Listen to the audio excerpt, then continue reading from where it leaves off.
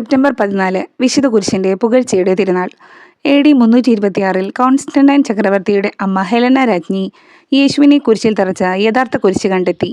എന്നാൽ അത് പേർഷ്യൻ രാജാവായ കൊസ്രോവാസ് പിടിച്ചെടുത്തു. AD 629 ഹെറാലിയസ് ചക്രവർത്തി അത് തിരിച്ചെടുത്ത് ജെറുസലേമിലേക്ക് കൊണ്ടുവന്നു.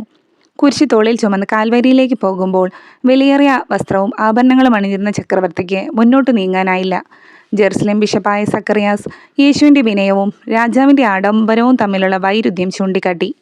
അനുതാപ വേഷം ധരിച്ചതോടെ യാത്ര തുടരാൻ കഴിഞ്ഞു. ഈ തിരുനാൾ കുരിശുധാരണ തിരുനാൾ, കുരിശുയർത്തൽ തിരുനാൾ, വിശുദ്ധ കുരിശിൻ്റെ പുകഴ്ചയുടെ തിരുനാൾ എന്നീ പല പേരുകളിൽ അറിയപ്പെട്ടിരുന്നു.